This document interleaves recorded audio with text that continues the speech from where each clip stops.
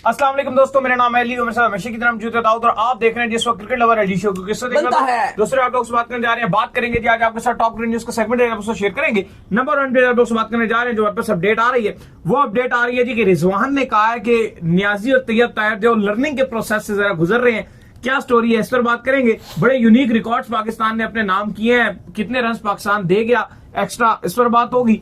बात करेंगे लाहौर ने, बिल्कुल लाहौर ने जो है वो कोच अनाउंस कर दिया अपना, कौन है वो आपको बताएंगे। लिटन दास अपनी नेशनल ड्यूटी छोड़कर पीएसएल खेलने जा रहे हैं, इसके ऊपर हमारा क्या रिएक्शन है और क्या कहानी है, जरा इस पर बात करेंगे। और बात करेंगे एग्जीबिशन मैच को लेकर जो कि खेला जाना था पेशावर के स्टेडियम में, क्या अपडेट आ रही है पाकिस्तान क्रिकेट बोर्ड की तरफ से, वो आपको बताएंगे। और बात करेंगे जी कि एक एजेंट पकड़ा गया है जो कि इंग्लैंड में है इस वक्त और उसके पास काफी पाकिस्तानी खिलाड़ियों को मैनेज करता है, उसके ऊपर करप्शन के चार्जेस लगा दिए इंग्लैंड क्रिकेट बोर्ड ने। ये क्या कहानी है वो भी आप लोगों से शेयर करेंगे। तो अगर आपने हमारे चैनल पर पहली बार आए चैनल को अभी सब्सक्राइब करें और साथ ही बेल आइकन भूल जाना। तो बात का खास करते हैं नंबर खबर के साथ जो खबर आ रही है।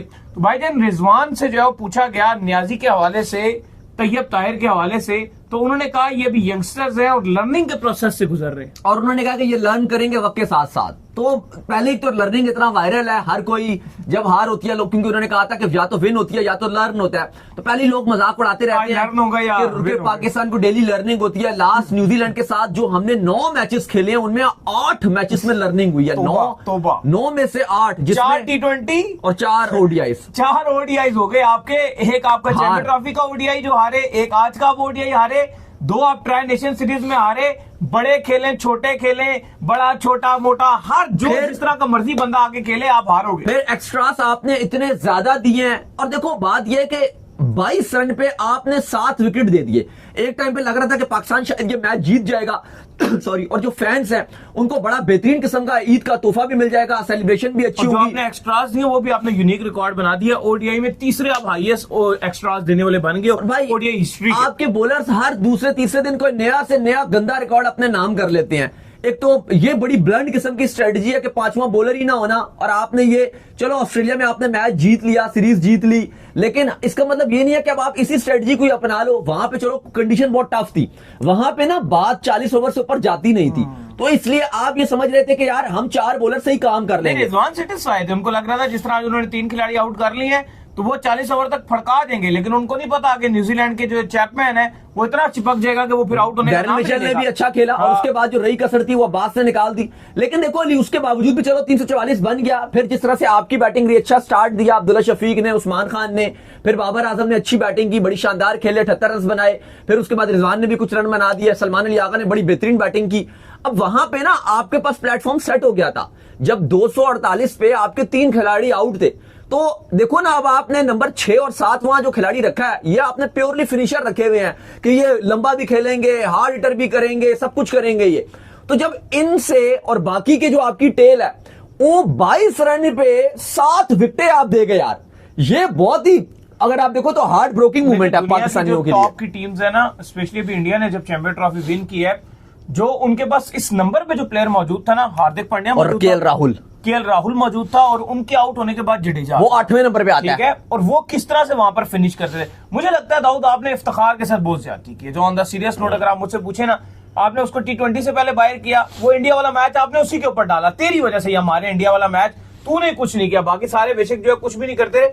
लेकिन इफ्तिखार मुझे लगता है कि एक ऐसा बंदा था कि जो इस जगह के ऊपर आपको संभाल सकता था। नहीं, इफ्तिखार बिल्कुल आप ठीक बात करो कि इफ्तिखार एक अच्छा प्लेयर था। अगर आपने बाकियों को कुर्बानी दी है, अगर आपने बाकियों को नहीं हटाया तो फिर उसकी कुर्बानी क्यों दी, या तो फिर बाकियों को भी हटाते। अच्छा, तैयब ताहिर को और अगर आप सऊद शकील को कंपैरिजन करो, ओडीआई की मैं बात कर रहा हूँ, कौन बेटर था दोनों में? नहीं, ऑब्वियसली सऊद शकील बेटर है। उसको इस इंडिया वाले मैच की क्यों सजा आपने दे दी? इंडिया वाले मैच में बेहतर वो खेला था रिजवान से, अगर आपने हटाना तो फिर रिजवान को भी हटाते, पनिशमेंट देनी थी तो फिर रिजवान को भी देते, फिर बाकियों को भी देते, बाकी भी किसी ने कुछ नहीं किया ना, इमामुल हक को सबसे पहले देते पनिशमेंट, जिसने क्योंकि बाबर ने बड़ा अच्छा स्टार्ट दिया था अगेंस्ट इंडिया, जो मोमेंटम ने सारा माहौल खराब, सारा उस मैच का जो पूरा मोमेंटम और माहौल खराब करने वाला था वो इमाम था, रियल कसूरवार। वो तो टीम में था, वो तो मजबूरी पे आज नहीं खेला, उसको चोट लगी थी, बीसीबी ने अपडेट भी दी कि उसको इंजरी है जिसकी वजह से वो नहीं खेल रहा। तो यहां पर वही बात है कि किसी और के साथ किसी और तरह का सलूक किया जाता है और किसी और के साथ किसी और तरह का सलूक किया जाता है, और यही वजह है कि जब जहां पर इंसाफ नहीं होता ना, जहां पे सबके साथ इंसाफ नहीं किया जाता, तो वहां पे माशरे भी बर्बाद होते हैं और वहां की फिर क्रिकेट भी बर्बाद होती है। तो अगर आप इंसाफ नहीं करोगे तो फिर आपकी क्रिकेट टीम भी ऐसे ही डिक्लाइन का शिकार होगी। और वही आपको नजर आ रहा है कि सऊद को बाहर कर दिया, तैयब को चांस दे दिया, इमाम को टीम के साथ रखा हुआ है। कुछ समझ नहीं आई कि न्याजी की परफॉर्मेंस क्या है जो वो हमारे फिनिशर बने हुए हैं।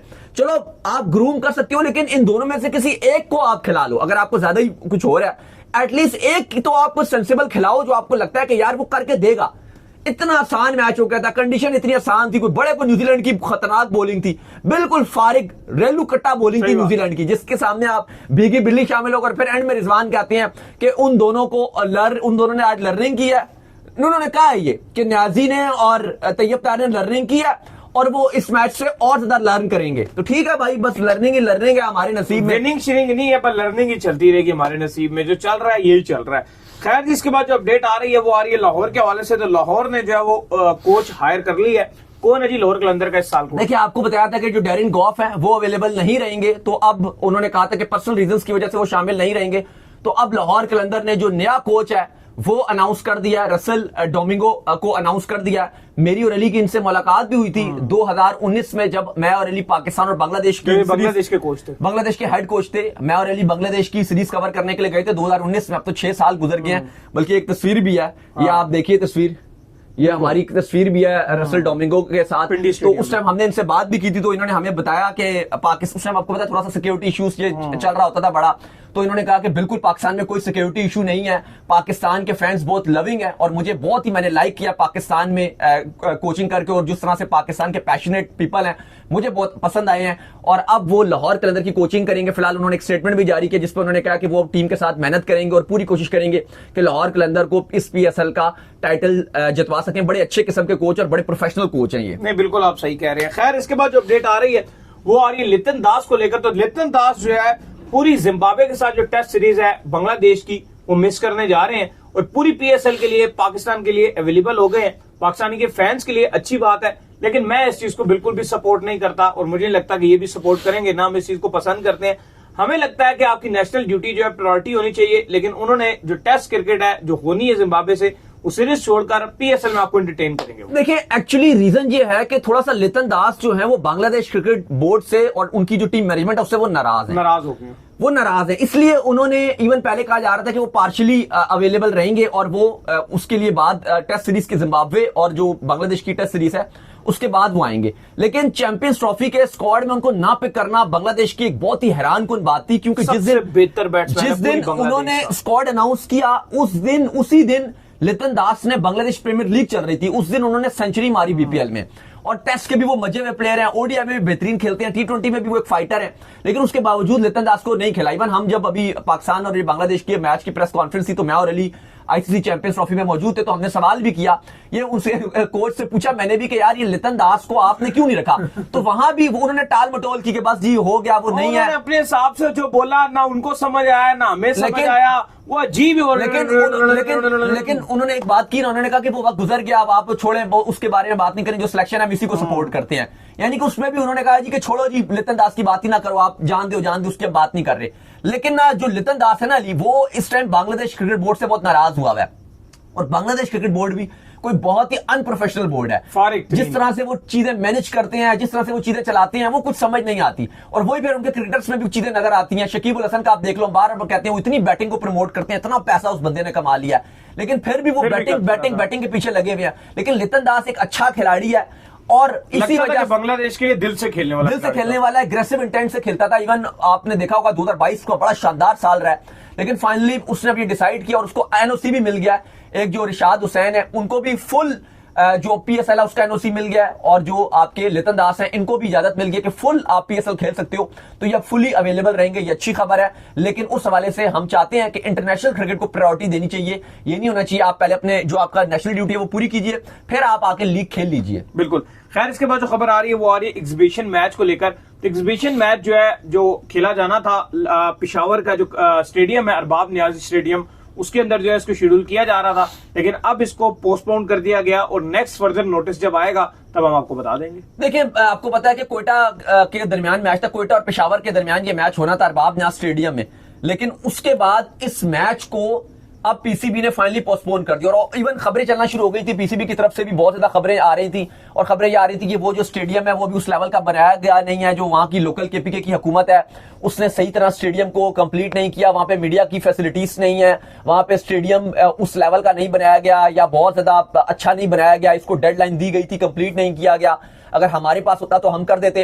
लेकिन बहुत सारे जो लोग हैं वो इसको ये भी कह रहे हैं कि ये पॉलिटिकली इसको एक रंग दिया गया है पीसीबी की तरफ से भी और वहां से भी, और इस वजह से भी थोड़ा सा ये कॉन्फ्लिक्ट आ रहे थे। लेकिन फिलहाल पीसीबी ने जो आज जो अपडेट दिया उस पर उन्होंने कहा है कि हम केपीके की गवर्नमेंट के साथ इस पे काम करते रहेंगे, उनके साथ कांटेक्ट में रहेंगे और इस स्टेडियम को और बेहतरी की तरफ लेके जाएंगे और हमारी पूरा एम है कि फ्यूचर में अरबाब न्याज स्टेडियम में इंटरनेशनल मैचेस और पीएसएल भी होस्ट करें। इवन पेशावर ज़ल्मी के ऑनर जो हैं उन्होंने बड़ी कोशिश की थी कि जावेद अफरीदी ने कि किसी तरीके से यहां पर मैच हो जाए, एग्जीबिशन हो भी रहा था लेकिन एंड टाइम पर कैंसिल कर दिया गया क्योंकि जो यहां पर पीसीबी का मौकफ है कि आपका अरबाब न्याज स्टेडियम उस लेवल का नहीं है, यहाँ पे फैसिलिटीज नहीं है, ये नहीं है, वो नहीं है। तो फिर दूसरी तरफ जो है वो ये भी लोग बात करते हैं कि जब आपने कोयटा में मैच करवाना था तो वहां का तो इवन ग्रास भी नहीं था, फिर भी करा दिया था, वहां पे भी आपने सिक्योरिटी की हेल्प से वहां पे मैच करवाया था। जो आपने पिछले साल आपने एग्जीबिशन मैच करवाया था तो वो तो आपने करवा दिया था, लेकिन अब आप यहां पर करवाना नहीं चाह रहे शायद, या क्या रीजन है जो आपने कह दिया जी कि मीडिया के बैठने की फैसिलिटी नहीं है। भाई क्या फैसिलिटी चाहिए मीडिया को? बैठना है बैठ जाएंगे, बस लोग एंजॉय कर लेंगे, करवा देते हैं। एग्जीबिशन मैच कोई इतना बड़ी कोई हाथी घोड़ा नहीं था, ना कोई इतनी वैल्यू होती, लेकिन एक अच्छा नहीं होती है पेशावर में। ये सारे रिजवान ये शाहीन जितने हैं, ये अभी वो साहिबजादा वो सारे उधर खेलते हैं, तो ये क्या इन्हीं को मिल मिला के आप एक मैच करा देते उधर, क्या मसला था? लेकिन जान के आपने नहीं कराया, जो कि गलत बात है। खैर, इसके बाद जो अपडेट आ रही है हमारे पास वो ये अपडेट आ रही है कि जो एक एजेंट है वो पकड़े गए हैं भाई इंग्लैंड में। इंग्लैंड क्रिकेट बोर्ड ने जो है उनको मुअत्तल कर दिया है। ये एजेंट जो है पाकिस्तान के खिलाड़ियों के साथ भी कनेक्टेड है, करंट खिलाड़ियों के साथ भी कनेक्टेड है, पास्ट खिलाड़ियों के साथ भी कनेक्टेड रह चुके हैं। इनके ऊपर करप्शन के इल्जामात लग गए हैं। देखिए बिल्कुल, ईसीबी ने परसों एक बड़ा एजेंट है जिसमें आपके पाकिस्तान के 15 सेंट्रल कॉन्ट्रैक्टेड खिलाड़ी भी उसके साथ मौजूद है। मुगीज अहमद इनका नाम है। इसको ईसीबी ने करप्शन की वजह से सस्पेंड कर दिया। अभी उन्होंने फर्दर चार्ज नहीं उनके ऊपर लगाया कि क्या क्या उनकी जो उन्होंने करप्शन किया वो क्या है, अभी तक वो उन्होंने डिस्क्लोज नहीं की। उसका भी फैसला आना डिटेल बाकी है, या उनको क्या सजा होगी या क्या हुआ है, जो फर्दर डिटेल्स हैं वो फिलहाल ईसीबी ने अभी मीडिया में डिस्क्लोज नहीं किया। लेकिन फिलहाल सिर्फ उन्होंने इतना कहा है कि मुगीज अहमद को हम सस्पेंड कर रहे हैं और इनके ऊपर एंटी करप्शन जो यूनिट है वो मजीद जो तफ्तीश वो इनकी करेगा। अब इसमें बहुत सारे जो पाकिस्तान के खिलाड़ी हैं, करंटली 15 खिलाड़ी इनके साथ काम कर रहे हैं, प्लस आप कह लो कि 40 खिलाड़ी हैं, 40 से ज्यादा खिलाड़ी हैं जो इनके साथ पास्ट में काम कर चुके हैं, प्लस आपके पास्ट के सीनियर बड़े खिलाड़ी हैं जो रिटायर्ड भी अब हो गए हैं, वो भी इनके साथ काम कर चुके हैं। अब देखो, इसका मतलब ये बिल्कुल भी नहीं है कि आप ये रिलेट करो कि जो अभी 15 खिलाड़ी इनके साथ कनेक्टेड हैं या पास में जो खिलाड़ी पाकिस्तान के इनके साथ कॉन्ट्रैक्ट में रहे हैं, आप ये बोल दो कि यार ये तो सारे फिक्सर हैं या ये तो सारे इनके साथ जुड़े हुए हैं, ये तो रोला हो गया, ये तो इन खिलाड़ी भी हमारे सारे बिके हुए। नहीं, ये गलत बात है, ना ये आप बोल सकते हो और ना ये आपको बोलना चाहिए। लेकिन ये एक इंपॉर्टेंट चीज है कि जो खिलाड़ी हैं जब वो अपना एजेंट चुनते हैं तो ये उनके ऊपर बड़ी जिम्मेदारी आयद होती है कि वो रिसर्च जरूर करें उस बंदे के हवाले से, वो किस तरह का बंदा है, किस तरह का उसका लेन देन रहता है। आप तफ्तीश करना चाहें तो बहुत चीजें आप फाइंड कर ले तो पता चल जाता है आपको कैसा इंसान है। खिलाफ हूं कि एक ही जो एजेंट है इसके पास इतने ज्यादा खिलाड़ी नहीं होने चाहिए। ज्यादा से ज्यादा होती है, ज्यादा से ज्यादा अगर कोई एक एजेंट है उसके पास 2 से 3 खिलाड़ी हो, इससे ज्यादा नहीं होने चाहिए। लेकिन इसका मतलब बिल्कुल ये नहीं है, आपको भी हम नाम भी बताएंगे कि जो खिलाड़ी हैं, लेकिन आपको ये बिल्कुल नहीं समझना कि इनका कोई ताल्लुक हो सकता है। लेकिन हाँ, खिलाड़ियों को यह जरूर चाहिए कि थोड़ा सा रिसर्च जरूर करें जब भी इस तरह के फजूल से लोगों को अपना एजेंट बनाते हैं। और बिल्कुल बस वो आप कहो कि उनको ये होता है कि ये बड़े ब्रांड से ला देगा और थोड़ा ये कर देगा, एकदम से वो बस बड़े बड़े ख्वाब देके फौरन से उसके साथ वो जुड़ जाते हैं। अब आप देखें कितने बड़े बड़े खिलाड़ी इनके साथ मौजूद हैं। अब्दुल्ला शफीक हैं इनके साथ, हारिस रऊफ हैं, कामरान गुलाम, खुरम शहजाद, मोहम्मद अली हुरैरा, इरफान खान न्याजी, नसीम शाह इनके साथ हैं, नुमान अली, साजिद, शदाब, तैयब ताहिर, साइम अयूब, आमिर जमाल, वसीम जूनियर, ये सब खिलाड़ी हैं जो इनके साथ इस टाइम इनके साथ ये जुड़े हुए हैं। पास में अगर आप बात करते हो तो मोहम्मद अब्बास, सुफियान मुकीम, उसामा मीर, उस्मान कादिर, इमामुल हक, मोहम्मद हारिस, जानदाद खान, साहिबजादा फरहान, ये सारे खिलाड़ी। अगर आप पास की बात करें तो मिसबाउल हक भी इस एजेंट के साथ काम कर चुके हैं, मोहम्मद हफीज, कामरान अकमल पास में, और आमिर सुहेल जैसे खिलाड़ी, मुश्ताक अहमद, सईद अजमल, बहुत बड़े बड़े नाम, लिस्ट है पूरी। अब आपको क्या क्या नाम बताएं, बहुत बड़े बड़े नाम इसके साथ रह चुके हैं। लेकिन फिर आपको बता दें कि इसमें खिलाड़ियों को कोई लेना देना नहीं है। वो एजेंट का एक अपना उसकी ये हरकत रही है, उसने जो हरकत की है इससे इन बेचारे खिलाड़ियों को लेना देना नहीं है। लेकिन इन खिलाड़ियों की जिम्मेदारी बस ये हम बता रहे हैं कि इनको थोड़ा सा अलर्ट रहना चाहिए कि हम अपने जो हमने एजेंट रखना है, जैसे ये मुगीज अहमद को इन्होंने पिक किया या किसी और को XYZ को पिक करते हैं, थोड़ी रिसर्च कीजिए, बंदे को जानिए कि वो किस नेचर का बंदा है। अगर आप इतना बड़ा उसको जिम्मेदारी दे रहे हो कि भाई तू मुझे ब्रांड्स के साथ जोड़ेगा, तेरे साथ मेरा सब कुछ जुड़ेगा, तो फिर आपका अगर वो बदनाम होगा तो फिर आपको भी लोग रिलेट कर सकते हैं। तो इससे बचिए और बेहतर इंसान को जो आपको लगता है कि बिल्कुल शफाफियत के साथ काम कर रहे हैं, सिर्फ उनके साथ काम कीजिए। पैसा जरूर कमाइए, इसमें मना नहीं, आप स्टार हो, लेकिन तरीके के साथ देखभाल के। बिल्कुल। तो चलें, उम्मीद करते हैं हमारे शो आपको आएगा पसंद। वीडियो को लाइक कीजिए, हमारे चैनल को सब्सक्राइब कीजिए, साथ में बेल आइकन को बजाइए। एक और काम कर लीजिए, वो कर लीजिए इंस्टाग्राम पर, आप जाइए इंस्टाग्राम पे मुझे फॉलो कर लीजिए, वहां पे मैं मौजूद हूं दाऊद क्रिकेट के नाम से। अगर आपको कोई सवाल हो तो भेजिएगा, उनको भी फॉलो कीजिए। मुझे फॉलो कीजिए, मैं मौजूद क्रिकेट लवर लीग ऑफिशियल के नाम से, लिंक डिस्क्रिप्शन में मौजूद है, जाइए फॉलो कीजिए। अल्लाह हाफ़िज़, ख्याल रखिएगा अपना।